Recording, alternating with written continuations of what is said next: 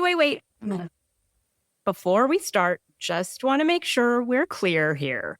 While this podcast talks about sobriety, mental health, and addiction, it is not meant to replace professional medical advice. Welcome to Sisters in Sobriety. I'm Kathleen. And I'm Sonia. And we're ex-sisters-in-law, brought together in marriage and bonded through our sobriety journey. Join us as we talk sobriety, addiction, and everything in between. You're in for quite a ride. And our Substack is buzzing with amazing content, from creative mocktail recipes to insightful courses and reflective exercises. There is something for everyone. Don't miss out. It's a great way to add some extra joy and depth to your journey. Check it out. Welcome to Sisters in Sobriety. Our guest today is Dr. Bradley Nelson, a holistic physician and best-selling author of The Emotion Code, The Body Code, and his newest book, The Heart Code. Dr. Brad's work focuses on the idea that emotional experiences, especially ones we don't fully process, can become trapped in the body, influencing everything from our physical health to our relationships and even our coping behaviors. Hi, Dr. Brad. Hi, Sonia. How you doing?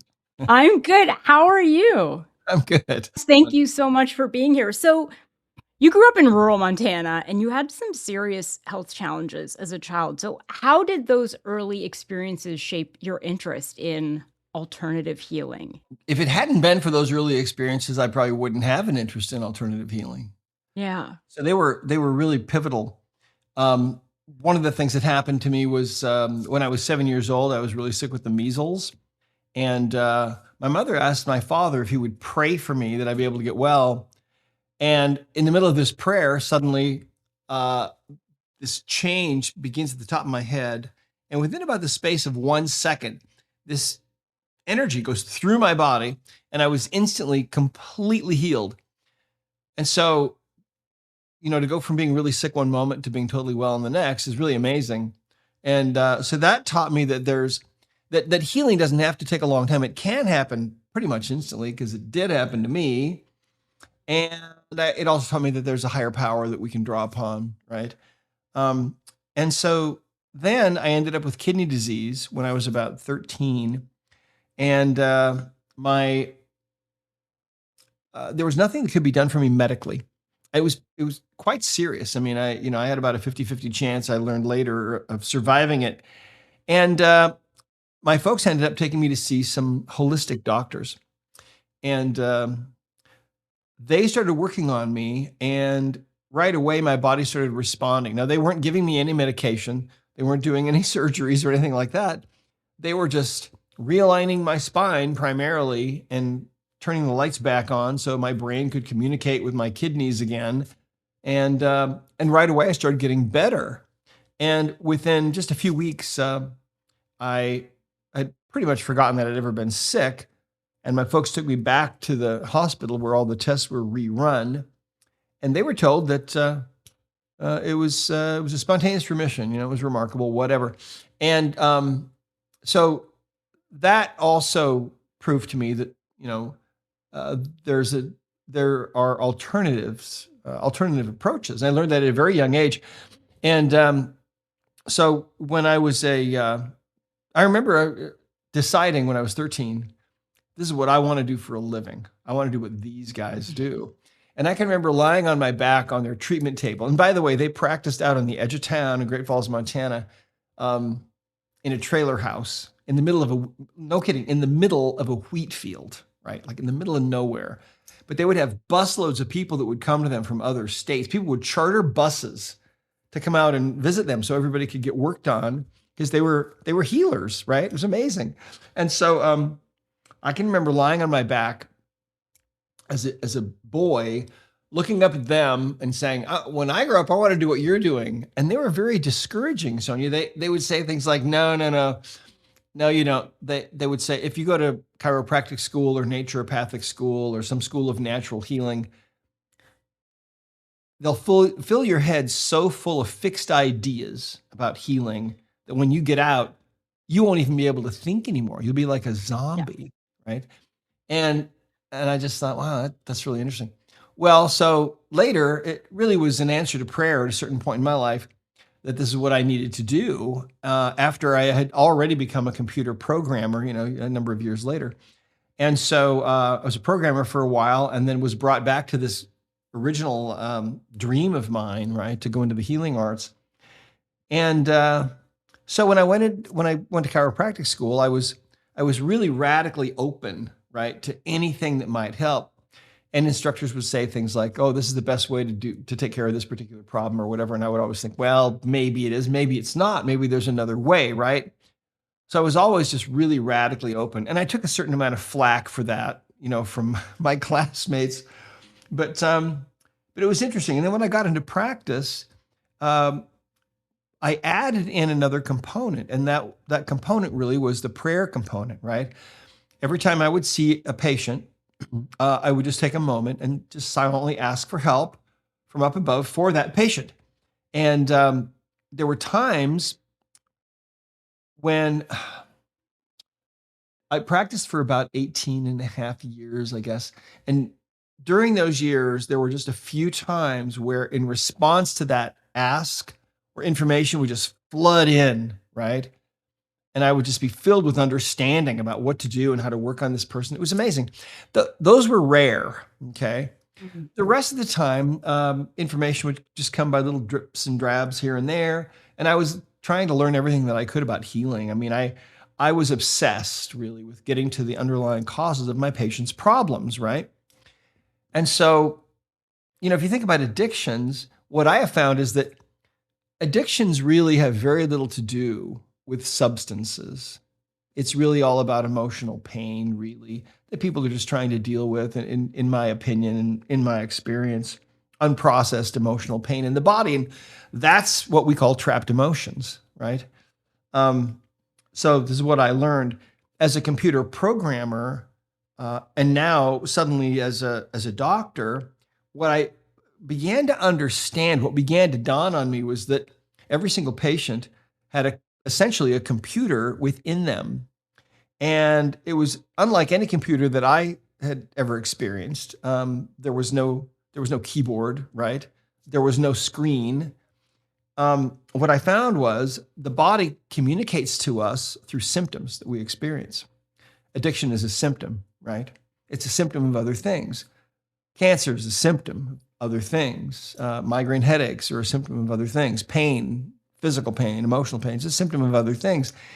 And so all the symptoms that we experience are really the subconscious mind, the computer within, that's trying to communicate to us that there are other things going on, other imbalances in the body. And so anyway, it was a very interesting process being in practice, because really, it's called practice for a reason, right? Because you're practicing, right? And you start out and you're pretty green, and you have the basics, but then you get better as time goes on, right? You see more patients, you practice more and more. Literally, you're practicing. And that's how it was for me. I had a steady flow of people coming in, day out. And as time went on, their problems got generally more and more complex as my ability to deal with them increased. And what I found was that basically every single person has a subconscious mind, and we have a conscious mind. And the conscious mind is where we spend all of our waking hours, right? And where we have conversations like this, and we live our lives. When we go to sleep, the conscious mind shuts off, and what's left is the subconscious that never shuts down. It's always running, and that's the part of us that's digesting your lunch and keeping your heart beating, and supervising trillions of chemical reactions going on probably every second in your body. And I believe that is a form of intelligence that is beyond our ability to comprehend, the subconscious mind, because it is divine in nature, see? And what I found is that, and what I believe is that the subconscious mind remembers everything. Everything you've ever done, every face you've ever seen in a crowd, everything you've ever eaten or tasted or touched or smelled, every argument you ever had, every emotional experience you ever had, every happy moment, every dark moment, all the tears you've shed. The subconscious mind remembers all of those. And so what's great about it is that we can ask questions of the subconscious mind, and it will give us answers. It's a computer, but it's not like any computer that we're used to. Um, so, for example, if I look at my phone here, this is a computer, isn't it? Right? It's like a little Mhm. computer, really powerful. Um, and it has a touch screen, so we can touch things, and that's how we interact with it, right? And we see messages on the screen, and that's how we know what's going on. Well, the body has no screen, and it's got no touchpad, it's got no keyboard. So we can communicate with the subconscious mind using different forms of biofeedback, different forms of muscle testing, for example. For example, if I were there with you, Sonia, if you were to hold one arm out parallel to the floor, if you were to say something true like, my name is Sonia, if I were to press down on your outstretched arm, your arm would stay strong because that would be a true statement. If you were to say something that's untrue, like if you were to say, my name is Bob, for example, if you were to try to resist my downward pressure, your arm would actually go down because the subconscious mind is connected to the physical body. And when you say something that's incongruent or untrue or negative, your body will weaken just a little bit for about 3 to 5 seconds. And in that little window, we can pick up that change. And therefore, we can actually get yes or no answers out of the subconscious mind. So imagine what it would be like if Google would only give you a yes or no. Imagine if Google had a green light or a red light, and you could ask any question you wanted to, and it would give you a green light or a red light. Yes, green for yes, red for no. Mm. Could you get answers? Well, you could, but it would be a little different process, wouldn't it? You'd have to Mm. start from the general and move to the more, more defined. But that's how a binary system works. And the subconscious mind is a binary system, at least in terms of its interface, and so we can get answers. And the beautiful thing about that is that the subconscious mind is very willing to give answers. And what I found in practice was when I began to learn how to communicate with this internal computer in my patients, I found that it actually had all the answers about what was really wrong with them. And the number one thing that I found was that people had emotional baggage. And emotional baggage is something, that we've probably almost all used at some point in describing somebody else, right? Like, well, she's got a lot of Mhm. emotional baggage, that's what's going on with her. Or, yeah, that guy, he's really got a lot of emotional baggage. You probably should stay away from him, things like that. Not realizing that emotional baggage is actually a real thing. And it consists of the energy of the emotions that we experience that don't get processed. And so if you think about our bodies, they're really just energy, right? If you zoom in on your hand with a big enough microscope and eventually you're looking at an atom that makes up a molecule, you see there's really nothing in there. You look inside that atom, it's just empty space. And so everything is energy.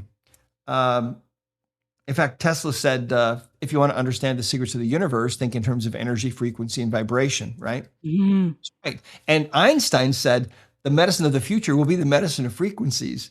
And I think when he Mhm. said that, probably nobody had any idea what he was talking about. But what we have found is that when you experience an emotion, and we all experience emotions, well, one emotion or the other all the time, most of the time what happens is you feel that emotion. It comes up always in response to some kind of stimulus, right?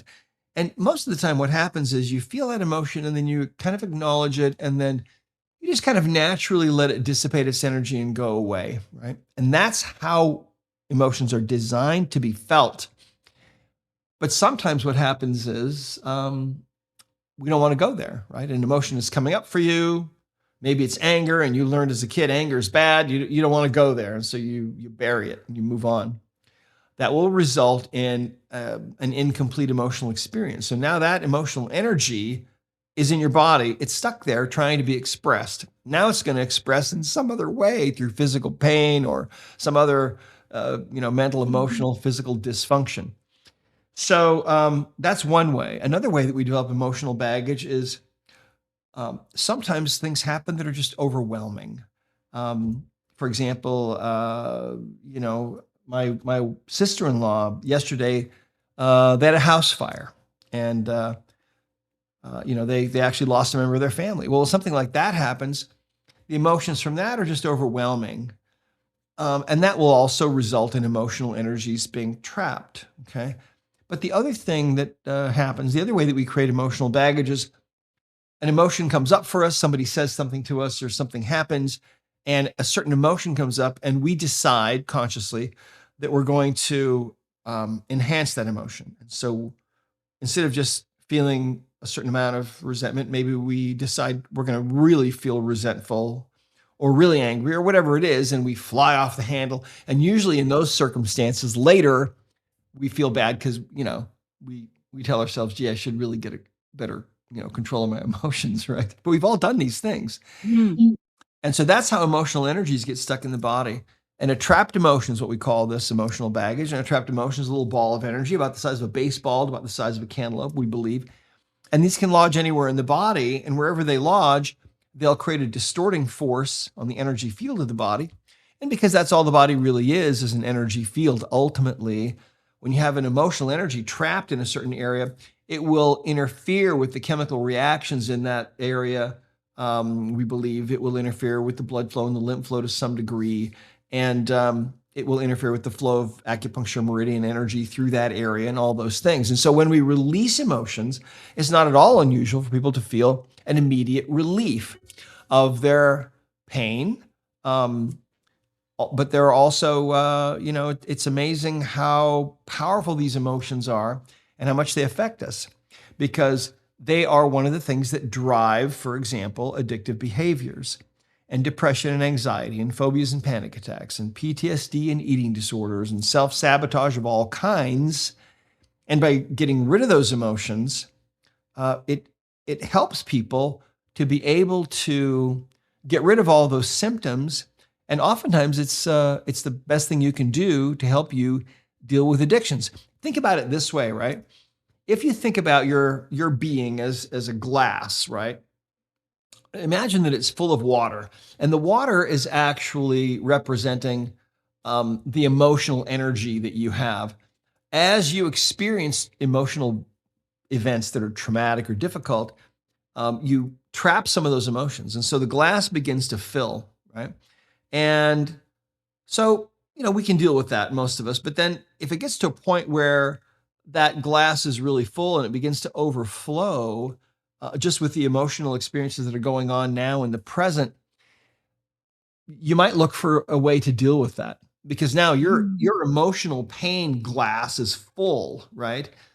And so, using some kind of a substance or being addicted really to almost anything that gives you some kind of pleasure helps you to deal with it, but it's not really, of course, a good solution.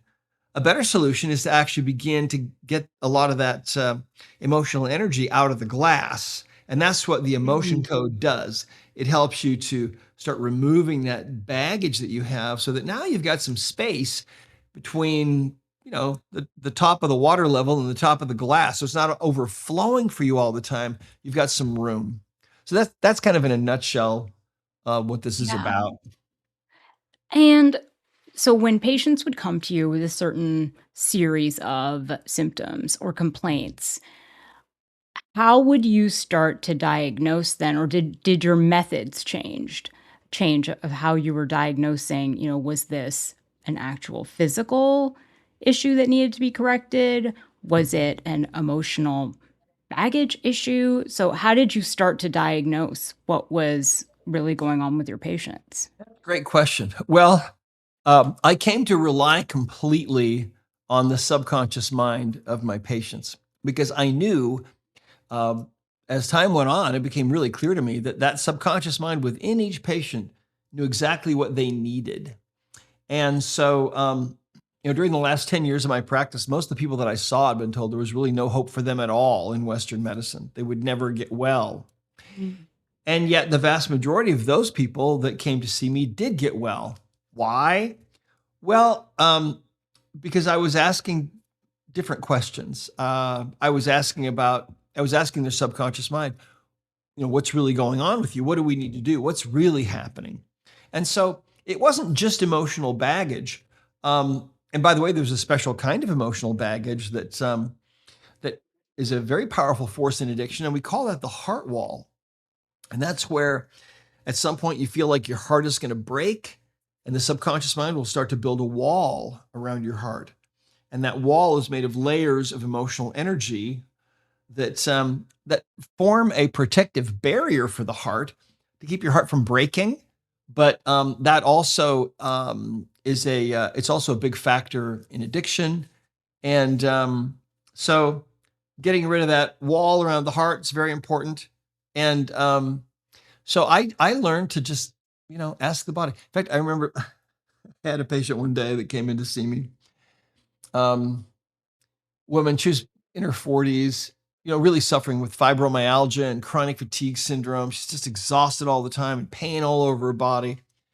And I don't know, I was in a weird mood that day, and I had done the initial intake on her and everything, and her exam and everything. And I looked at her and I said, I'm basically clueless about what's wrong with you, and her eyes got really big.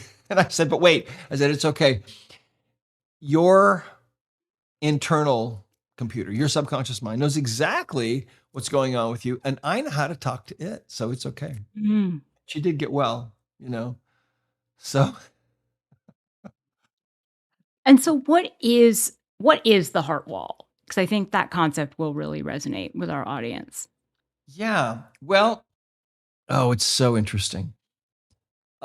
Let's go back to ancient times. The ancient peoples believed that the heart was the seat of the soul and the source of love and creativity and romance. And they believed that the heart was really the core of our being. Now, in the West, we've never really given any credence to those ancient ideas. I mean, at most, it seems, if you're lucky on Valentine's Day, somebody gives you a heart-shaped box of chocolates. And that's because those ideas about the heart go back thousands of years, right? To the ancients' beliefs about the heart being the seat of romance and so on. And so they believed those things because of the things that they observed, the same things that we have all observed. For example, if you feel like someone is really hurting you, or you're really deep in grief, you will feel a pressure here, right? You'll feel like your heart is maybe going to break. You might feel like you're choking, like you can't breathe. By the same token, if you say you're at a concert and there's someone singing, and they're singing beyond their natural ability almost, to a point that their heart is just vibrating, right? Your heart is vibrating with theirs. And pretty soon you'll find that your hands naturally go over your heart, and you'll get a tear in your eye, maybe too. And you look around, and a lot of people will have their hands like this, and tears in their eyes, right? Because we resonate with when someone is really performing or doing something truly from their heart, and their heart is really resonating. We resonate with that. And the ancients understood that too. So they understood, and they believed all these things about the heart. And in the West, we've ignored those things. But I remember as a kid back in the 1960s, when they first started doing heart transplants, and it was a big deal. And I was always kind of, interested in that kind of thing. And I remember, but it didn't take long before doctors started noticing a strange phenomenon. They found that sometimes some patients would, after their transplant, would come back to the doctor and they would report strange goings on. For example, their taste in food or music or sports would have completely changed 180 degrees since their heart transplant. Sometimes they would have memories of being in places that they never in their life had ever visited. And in every case that I've ever read, when these people were connected with the family of the heart donors, and there are books written about this, they would inevitably find out things like, well, yes, our son was a baseball player, and now you love baseball, and his heart's beating in you, and isn't that weird? Never cared for it before. Or well, yeah, our daughter visited Rome every year. It was her favorite city in the world. Now you have memories of being in Rome, but you've never been there. So those are her memories. How weird is that, right? And it's called cellular memory, right? Well, we have instrumentation now that shows that when one person's feeling love or affection for another person, their heartbeat can appear in the brain waves of that other person. and their heart rates will synchronize. And, they don't have to be touching. It doesn't seem to matter. It's very interesting. And so all of this is telling us that the heart is much more than just a pump, which is what you'll read in Western Mm. medical biology books. The heart's just a pump. That's all it is. But no, it's much, much more than that. It's a single muscle, the heart, actually. And if you unwind the heart, it's actually a spiral. It's very interesting. So what the heart wall is because of what the heart truly is. The ancients, everything they thought about it, I believe, is absolutely true. And so when you feel like your heart's going to break, the subconscious mind will actually begin to build a wall around that heart. And that wall is literally made from layers of your emotional baggage. One of the first people that I saw that had this going on was a woman that came in to see me because she had neck pain that was pretty bad. It was about a 9 on a 0 to 10 scale. She'd had it for a couple of months, as I recall. She came in, she'd seen a couple of other doctors for it. And as I was talking with her, she told me that she was a nurse. She was 38 years old. She had not dated in 8 years, and she was never going to date again. She was going to die single. And I said, well, gee, how did you arrive at that? And she said that 8 years before, she was really deeply in love with this guy that dumped her and broke her heart, right? And so that was it. She was never going to date again. So I worked on her, found she had a heart wall. There were 3 emotions making up these layers around her heart. Okay. And they all had to do with the breakup from 8 years before. Cleared those 3 layers, and all of a sudden, when the last one was gone, guess what else left? Her neck pain suddenly dropped to 0 instantly, right? And she was so excited because that's what she'd come in for, right?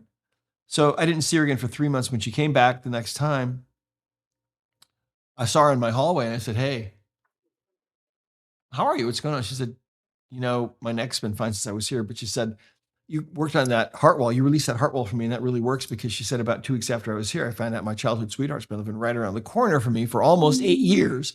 And we're dating and we're in love. And I think he's going to ask me to marry him. Right. Mm. And I thought, wow, this stuff really does work. And so we have thousands of testimonials about this from all over the world. And of course, that's what this new book is about, the heart code. And I have a special link I'll tell you about later where people can go and get special Okay. bonus with this. But anyway, yeah. And in the beginning, I thought that this was a rare thing, but now I realize it's not rare at all. Better than 9 out of 10 people have put up a wall like this because they've gone through something difficult. Can you remember, Sonia, in your own life, feeling like your heart was going to break? Oh, yeah, for sure. Yeah, that's why I was wondering and to kind of break down my heart wall, I guess I went to therapy, right? And I talked to friends and family, and I kind of like rebuilt my life. What is your method? What is this method of like getting those emotions, those 3 layers? How did you remove those 3 layers? Well, the emotion code is really simple. How it works is, first of all, you have to have some way to communicate with the subconscious mind, which sounds really esoteric and really out there, but it's actually really, really simple. Simple enough that kids can do it. And there are a number of different methods. So one of the methods that I described to you earlier, where you'd have your arms stretched out, right? Mm. Your body will give you strong for yes, weak for no. That's one way. Another way that you can do it is through various different forms of muscle testing that we use. So for example, this is called the ring in ring method of testing. And if I ask a question and the answer is yes, the rings will stay together. If the answer is no, the rings will break apart. Okay, that's another method. Another method is something that we call the sway test. And if you'd like, I can maybe just share everybody in a couple of minutes how that one works. That one's probably the simplest one of all. Okay, so here's how this works. If you think about it, think about a plant. If you put a plant in a pot and put it near the window, if you don't rotate it periodically, it's going to be permanently bent, towards the light coming in from the window. Light is a positive input for the plant, and it will kind of lean that way. Well, the human body will also lean. If you're holding thoughts of positivity or congruency or truth, and you're standing upright, very relaxed, you'll find that your body will tend to sway forward. Now, if you're holding thoughts of negativity or falsehood or incongruency, you'll find within about 3 to 10 seconds, your body will tend to sway backward, right? And so this is what we call the sway test. And it's one of the simplest ways from the subconscious mind.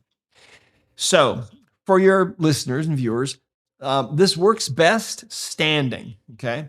Now, if you can't stand, you can wait until you can stand, or if you want to, you can try sitting on the very edge of your chair, but standing does seem to I'm work going to better. do it. All Yeah. right, cool. I'll do Okay. the edge of the chair. Okay. The edge of the chair. All right. So here we go. So what you do is you just close your eyes, drop your hands down to your sides, okay? Take a deep breath, let it out.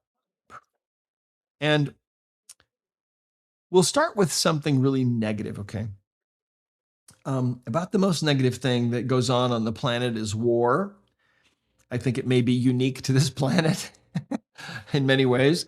But what I'd like you to do for a moment is I'd like you to just, as you're sitting there on the edge of your chair, or as you're standing very relaxed, arms down to your sides with your feet about shoulder width apart, just relax, relax, relax, and then try to imagine what it would be like to explain to someone um, who maybe has been living in a cave their whole life. Try to explain to them what war is. We kind of take it for granted. It's been going on all of our lives.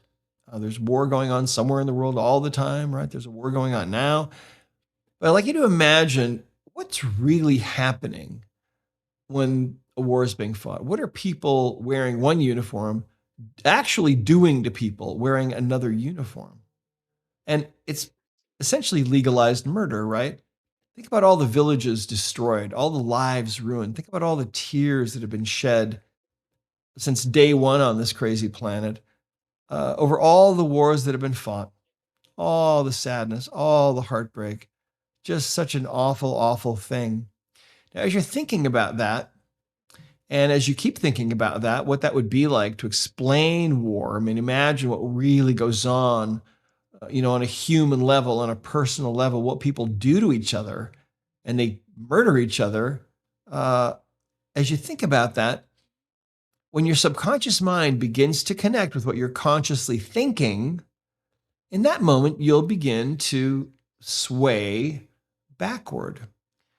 Your body will begin to sway. Now, this usually takes between 3 to 10 seconds for your subconscious mind to connect with what you're consciously thinking about. The more you do this, the faster it gets.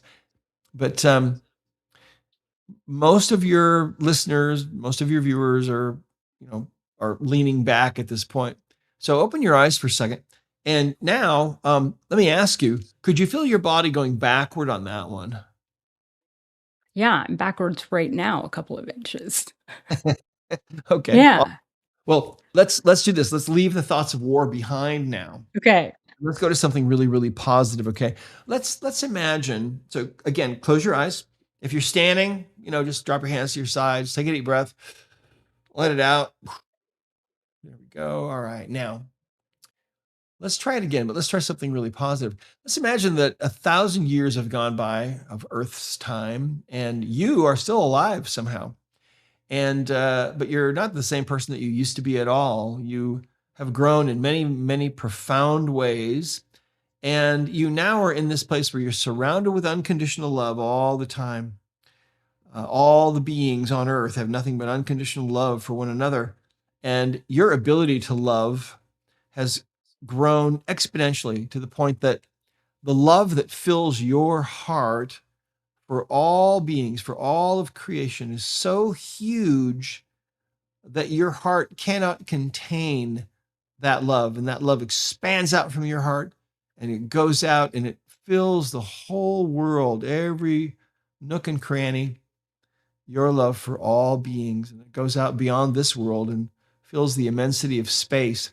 I want you to imagine just for a moment, try to connect with what that would actually feel like to be a vessel of perfect, unconditional love, to be that ascended being that you've heard about, that you have the capability to become. Think about that for a moment. What would that feel like? And at this point, most of your listeners or viewers are right on the edge of their tiptoes, right? Or on the edge of their chairs, because the subconscious mind will want to move you towards that, because that is absolutely a potential future for you, because we are all immortal beings, and we can all get there, with time. It may take an eon or two, but we can get there. So, Wow. yeah, isn't that fun? Now, we can use this capacity of the subconscious mind to sway forward toward things, it likes, or that are positive or congruent or true, or backwards, away from things that are incongruent or negative or untrue. So one of the things that you can do, you can use this method, okay, and you can ask questions of the subconscious mind. Like, for example, do I have a trapped emotion that needs to be released? If I relax and I hold that thought in my mind, I'm going to get either a forward sway for yes or a backward sway for no. So the next step that we do is we have this chart of emotions. Looks like that. Okay. There's 60 emotions Yeah. on the chart, divided up into 2 columns and 6 rows. And what's interesting is that your subconscious mind, let's say that you're doing this and you get a yes answer, your body goes forward, and that's your subconscious saying, yeah, I have a trapped emotion that needs to be released. The next question would be, okay, is the emotion in column A or column B? Because your subconscious mind knows exactly what the emotion is. So let's say that you go forward on column A. Great. You've narrowed the list by half. You have 30 left out of 60. Then what you would do is you'd ask, okay, is this emotion in column A in one of the odd rows, 1 or 3 or 5? Okay, is it in one of the odd rows? And maybe you go backward on that one. So then all right, it's got to be in column A, row 2, 4, 6, right? So you have 15 left out of 60. Then you'd ask, all right, well, is it in row 2 in column A? Maybe you go backward on that one. So that's a no.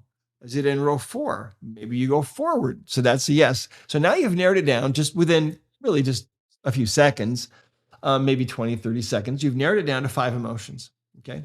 So let's say that you have narrowed it down to column A, row 4.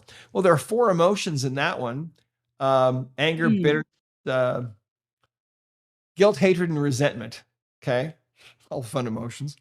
They're all so now what do? Well, you just simply keep asking. All right, well, is the emotion anger? Maybe you go backward on that one. Is the emotion bitterness? Well, maybe you go forward. Okay, so it's bitterness. So then the next question would be, you've identified the emotion. So the next question will be, okay, do we need to know more about this? Because you see, you can think of an emotional experience as being kind of like a loop, right? You begin to feel that emotion, you kind of acknowledge it, it dissipates its energy, and the emotional experience is over, and now you're ready for the next experience. But when an emotion gets trapped in the body, the emotional experience did not complete. So now you have an open loop essentially for that experience. And so that's what really the emotion code is about, finding these open loops, right? Where that energy is still there in the body and creating symptoms for you. So we ask this next question. Let's say that you found that it was bitterness, okay? The next question would be, do we need to know more about this? And if your body goes backward or you get a no answer, then at that point, you just release the emotion, and you can release the emotion with a magnet or with your hand, because your hand's also magnetic. And you just start on the forehead and you go over to the back of the neck 1, 2, 3 times. Okay. And you can use a magnet or your hand, either way. That's easy. Now, sometimes it is very simple, very fast.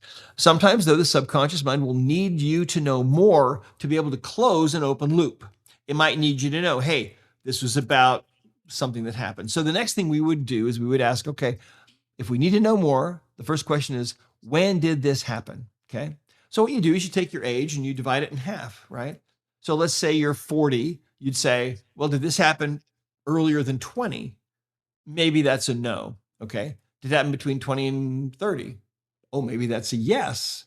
So then you could narrow it down in that same way to the year.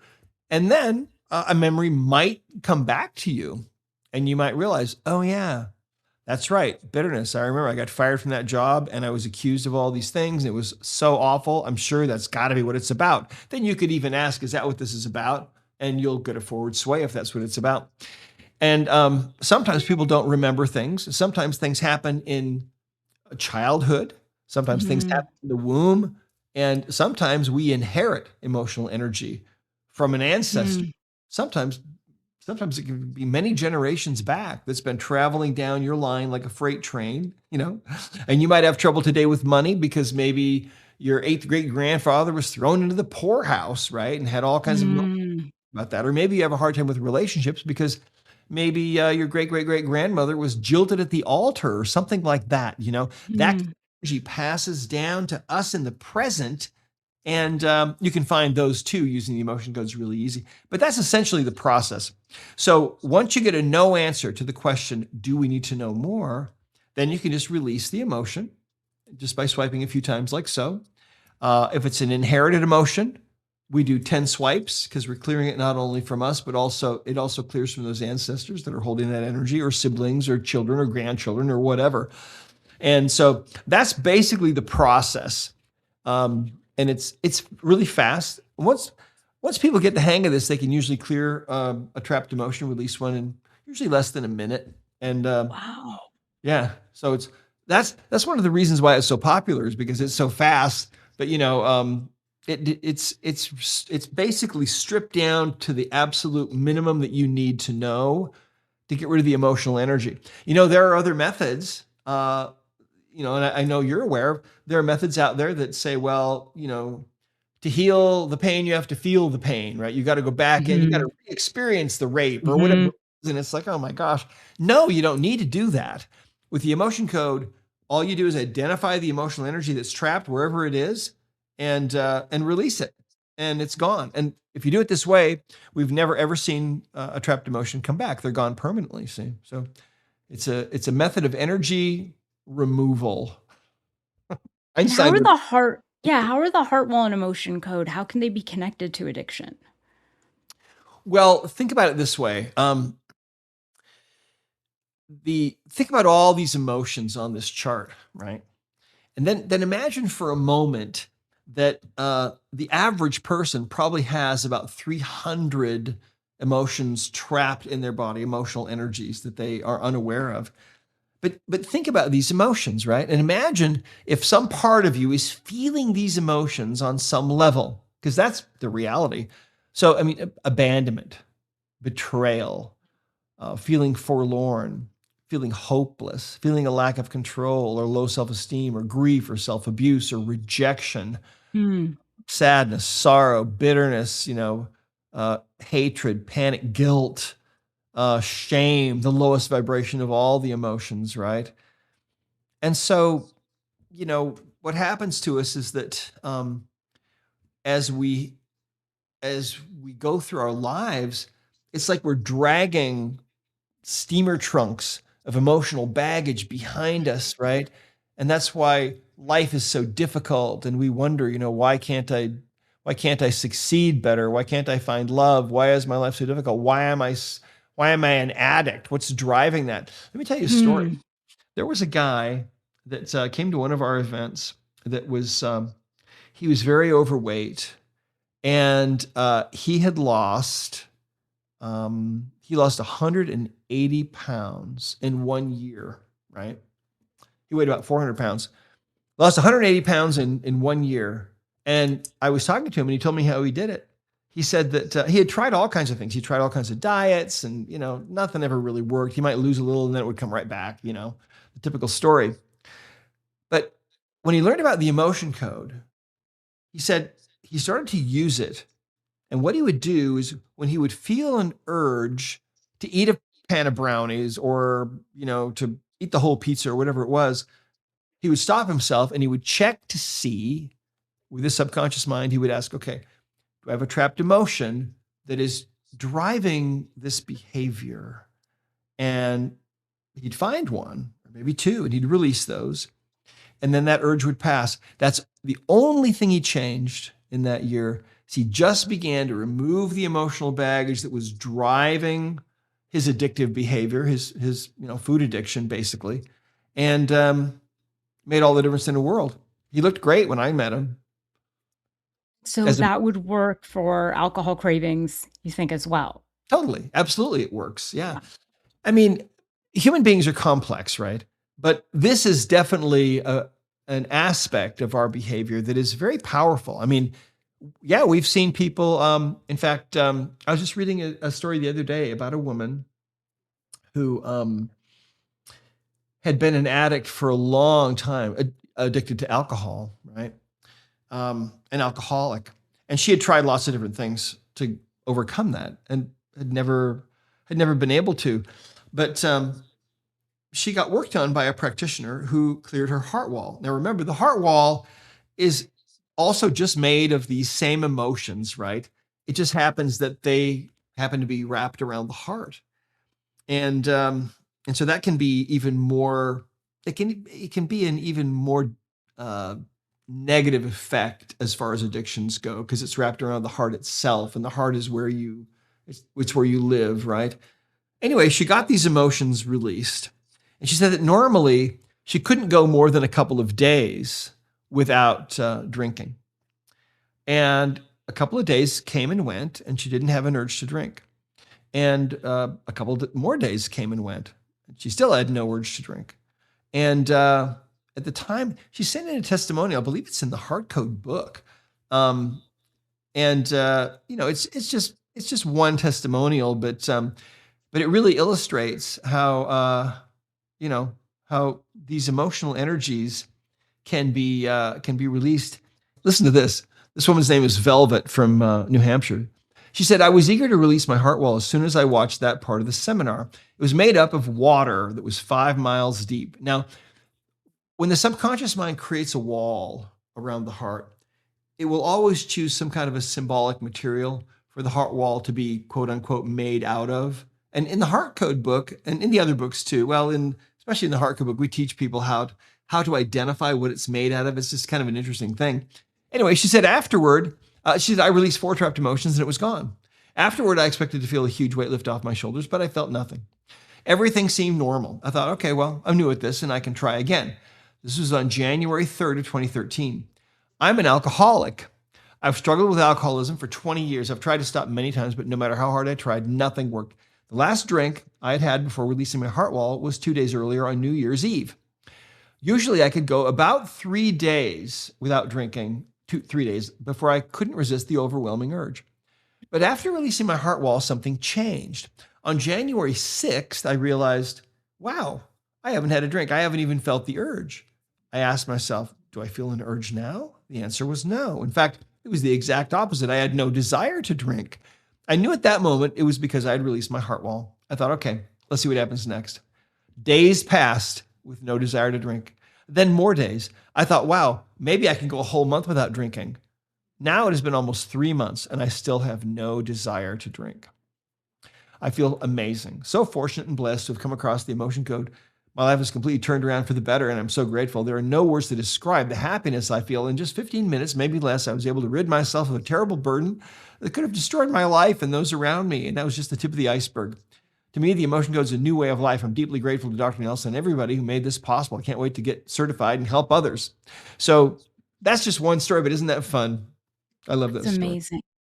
So, how do you define true healing versus just symptom relief? Well, think of it this way, right? The symptoms that we experience are the subconscious mind's way of communicating to us that there's something else going on. Now, see, in Western medicine, it's all about suppressing the symptoms, Oh, you got migraine headaches? Well, here, we've got a drug that's so powerful that, you won't feel the migraines, but, you might grow hair on your toes they all have side effects. I Mhm. remember my brother-in-law was a chiropractor, had a patient that was on some really powerful drug, and it created something called furry tongue. They literally had like Mm. fur growing out of their tongue because all these drugs, they all have side effects, and some of them are not good. Most of them are not good. You take them for the one side effect that they cause, but then there's a whole list of other ones. But so that's what symptoms are. So if you think of symptoms in that way, and you realize that symptoms are really not the problem, symptoms are the communication method of the subconscious mind to you. So if you can address the underlying reasons that are known to the subconscious and you correct those imbalances that are in the body, then the symptoms will no longer need to be expressed by the subconscious mind. So then they go away. So, that's how the game is played, honestly. And that's how the game is going to be played in the future, the game of healing. It's really, we can't go back to the days of just looking at the body as a dumb machine. The body is divine in origin, and it's intelligent beyond our ability to comprehend. And we're made of pure energy. And so there's so much more going on with these bodies of ours. It's unbelievable. I mean, for example, they just discovered that light itself, which we've been studying for, probably hundreds of years, really, they just discovered that light has 48 different dimensions. And it has a topography within it. So it has like a whole alphabet within light itself, 17,000 different topographies within light, something we never even knew. But I mean, we're living in an age when everything is being revealed and everything is being discovered. So, to me, symptoms are they're just interesting. They're just a communication. And they're the last thing that shows up and usually the first thing that goes away when you start addressing the underlying causes. Yeah. And for someone listening right now who's feeling stuck, what is one small thing they can do today? Well, I'll tell you what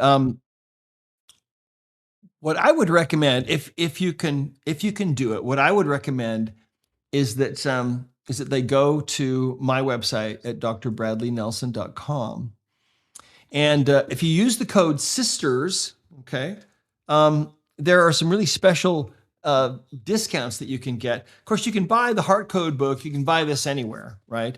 Amazon, Barnes & Noble, etc. But if you go to drbradleynelson.com and you buy some there, then I can't remember exactly how many you need to buy, but you buy a few for your family members and so on, and you actually will get a free session from one of our practitioners.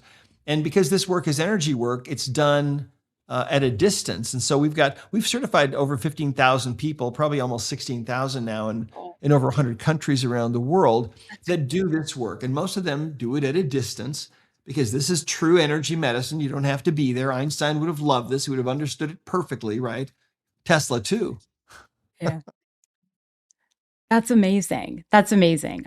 We'll definitely link to all those in our show notes. And Dr. Bradley, thank you so much for being here today. I learned so much, and I know our listeners did too. Thank you, Sonia. It was really fun. Well, if you ever want to do another show, we can talk about animals and how this works for animals too. Oh my God. Okay. Yeah, let's set it up. Okay. Absolutely. All right. And thank you all for listening to Sisters in Sobriety, and we will see you next week. This was Sisters in Sobriety. Thank you for listening and being with us today. If you want to learn more about sobriety and meet your community, find us at sistersinsobriety.substack.com. Are you a sister in sobriety? Then reach out on social media. We'd love to hear from you. If you're feeling generous, leave us 5 stars and a review and follow us wherever you listen. You'll never miss an episode. Until next time.